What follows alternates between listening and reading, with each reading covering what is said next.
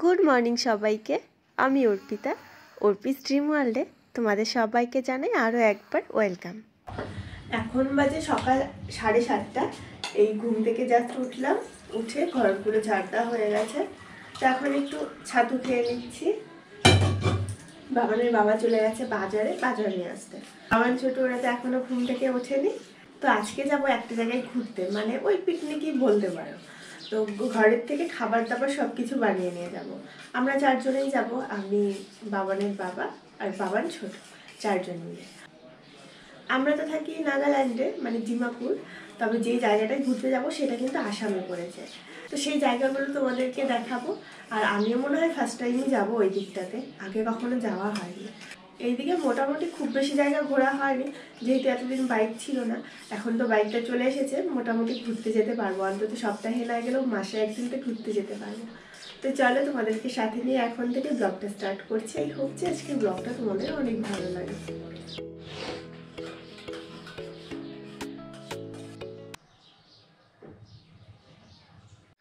আজকে হচ্ছে 16 তারিখ শুক্রবার, আর বাবানের স্কুলটাও ছুটি। তো ওই জন্যই বাবানের বাবা বলছে চলো তাহলে অফিসে একদিন ছুটি নিয়ে ঘুরে আসি। ভ্যালেন্টাইন্স ডে আর সরস্বতী পুজো তো একদিনেই পড়েছিল, তবে ঘুরতে বেরোনো হয়নি। ওই জন্যই আরও ঘুরতে যাওয়া আজকে।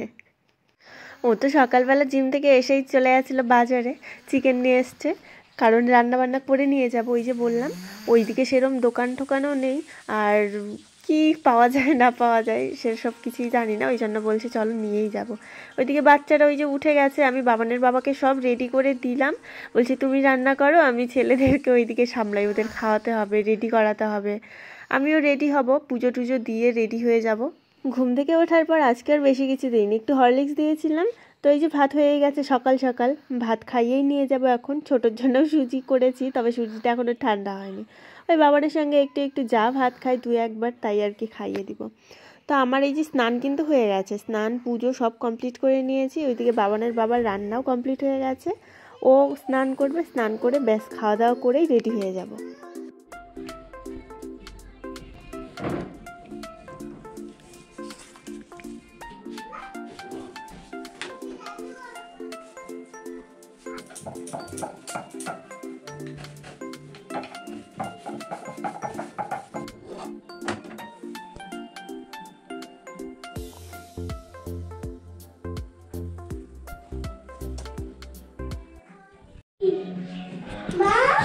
তো আমি মোটামুটি হালকা করে রেডি হয়ে নিয়েছি, চুল টুল বাঁধা হয়নি যদিও, আর জ্যাকেটও পরবো। এটা পরে গেলে তো ঠান্ডা লাগবে। এইখানে সব রেডি করে রেখেছি, এই যে রুটি, তারপর মাংস টিফিন বাটিতে, ছোটোর জন্য দুধ, তারপর একটা বেড কভার, পেপার, এগুলো মানে যা যা কি টুকিটাকি নিতে হবে সব এই ব্যাগটাতে ভরিয়ে নিব।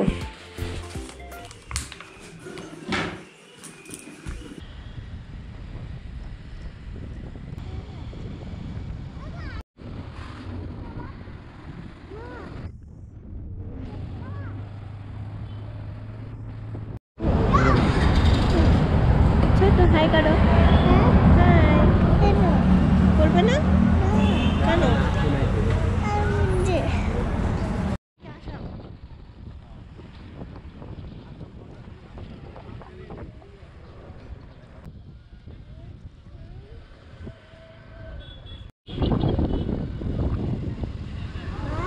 হ্যাঁ, ওয়াও কি সুন্দর। হ্যাঁ,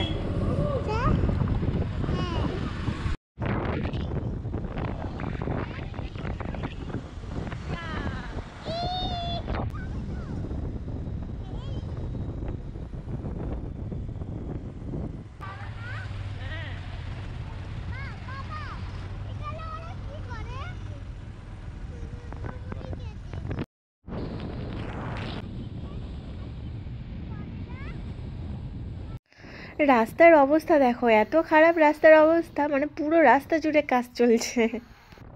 ধুলোবালিতে জামা কাপড় চুল সব খারাপ হয়ে গেছে।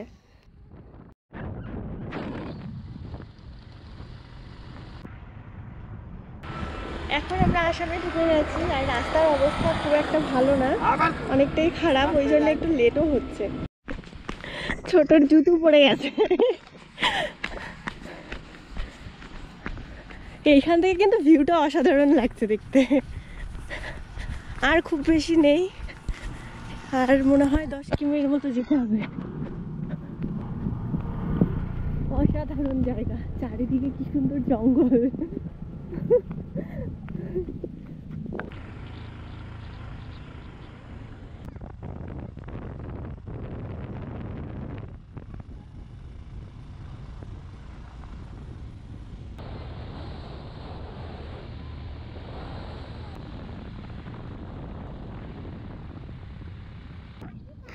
চলে এসেছি পিকনিক স্পটে। তবে আমরা কিন্তু এখন একদম পাহাড়ের মাথায় আছি, এখান থেকে একদম নিচে নামতে হবে। আর তার আগে এই যে এখানে টিকিট কাটতে হবে, তো টিকিটটা আমি কেটে নিচ্ছি। আর জানো তো পাশে দোকান ছিল, চিপসের দোকান, অনেক কিছু আমরা এনেছি অবশ্য ব্যাগে করে। তো বাবান ছোটো ওই যে চিপসের দোকান দেখে বলছে চিপস খাবে, সেরম কিছুই নেই, ওই যা আছে ওগুলোই আর কি চাই, তো কিনে এনে দিলাম। আবার ডিমও ছিল, ডিম বয়েল, তো ডিম বয়েল বাবা আবার বলছে নিয়ে আসো, তো সেগুলোও নিয়ে আসলাম। জায়গাটা তো খুবই সুন্দর, চারপাশের এত সুন্দর ভিউ, এত সুন্দর পরিবেশ। তো চলো পিকনিক স্পটে যাই, সেই জায়গাটা আরও সুন্দর।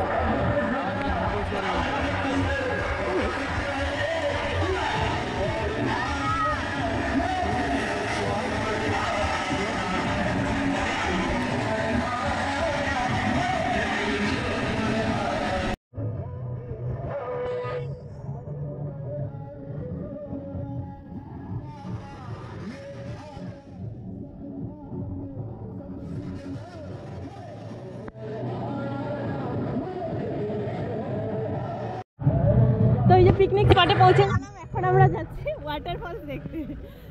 জানি না আদৌ দেখতে পারবো কিনা। বাবা আসতে যাও।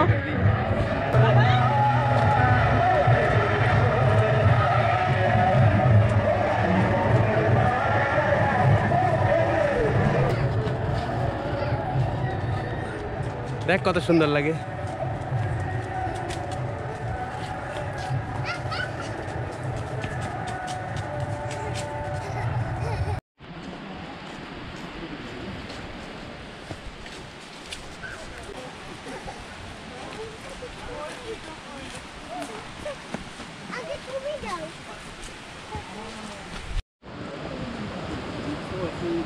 যাও।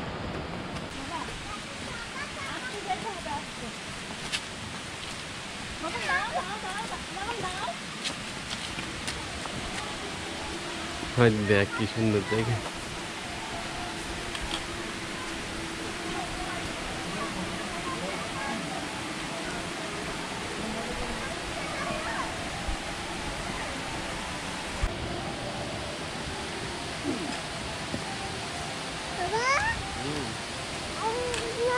চলো তুমি আমার সাথে চলে আসো।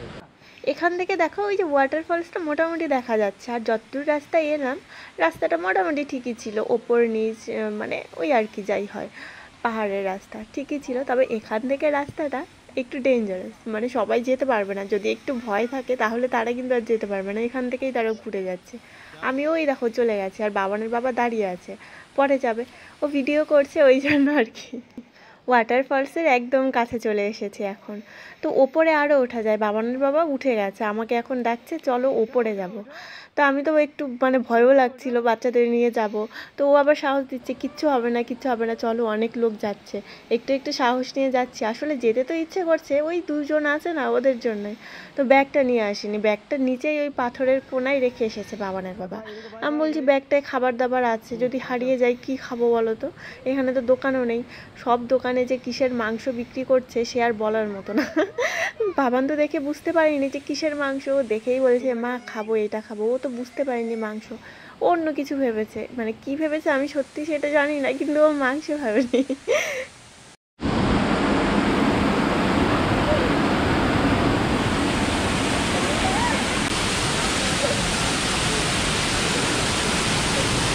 যাও, ও ওইটাই মেন ওয়াটারফল দেখছো।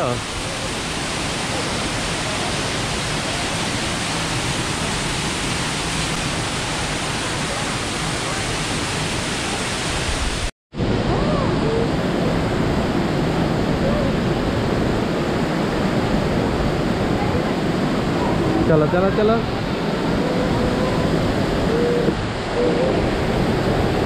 दाঁড়া দাঁড়া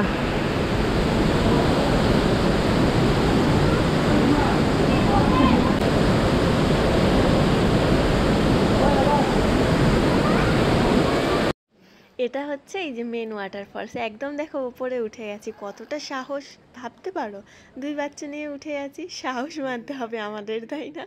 ওই দেখো নিচ দিয়ে লোকজন আসছে। খুব বেশি সময় থাকবো না এখানে, এই 5-10 মিনিট থেকে আবার রিটার্ন করব।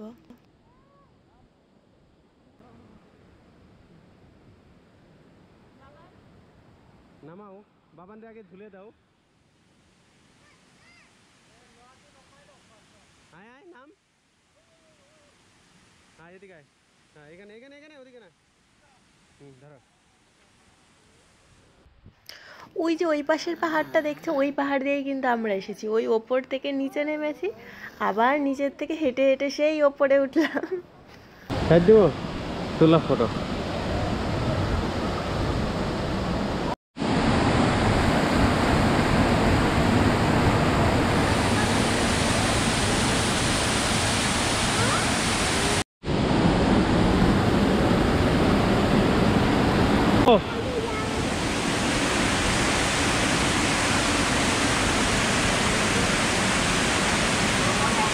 আমি তো বাবানকে হাত ধরে ধরে ওপরে নিয়ে গেছি, আবার নিচে নামলাম। আর বাবানের বাবা পুরোটা রাস্তা মানে ওপর ওঠা নামা এই ছোটকে এইভাবে কোলে নিয়ে নিয়ে উঠে করেছে, জানো? ও একদম পুরো ঘেমে গেছে এই ঠান্ডার মধ্যেও।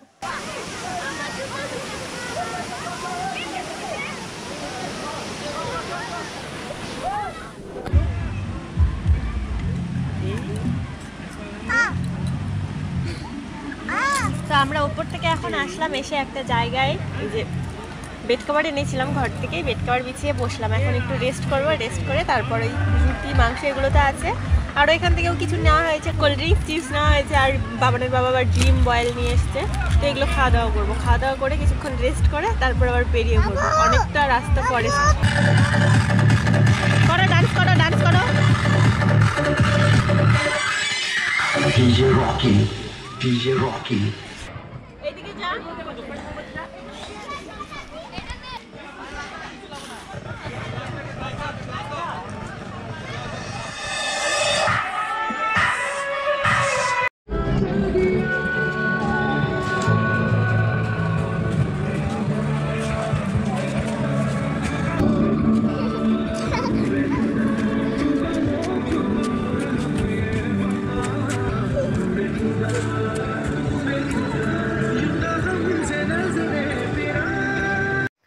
এখন ওই 4টা বেজে গেছে, খাওয়া দাওয়া করে হালকা একটু রেস্ট করে বেরিয়ে পড়লাম। আবার অনেকটা রাস্তা যেতে হবে, ওই 1-1.5 ঘন্টা লাগবে, মানে 1 ঘন্টা না, 1.5-2 ঘন্টা লাগবে যেতে।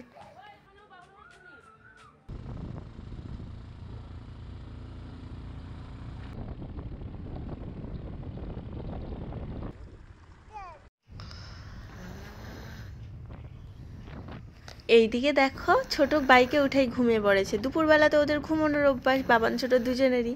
তো ছোট ঘুমিয়ে পড়েছে, বাবানকে বলছি বাবান তুই কিন্তু ঘুমাবি না, দুজন ঘুমিয়ে পড়লে না একটু মুশকিল হয়ে যায়।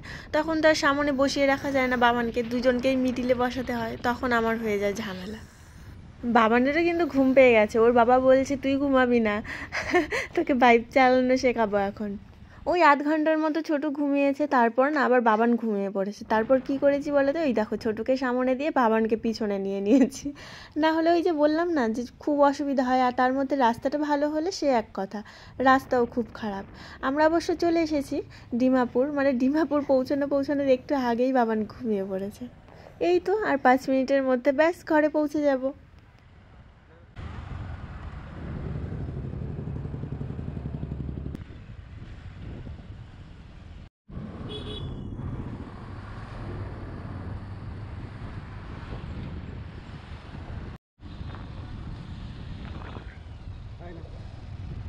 ফ্রেশ ট্রেশ হয়ে নিলাম, জলটা এত ঠান্ডা, 1 বালতি জল গরম করে নিয়েছি, তারপর 4 জনে হাত পা ধুয়ে একটু ফ্রেশ ট্রেশ হয়ে নিলাম।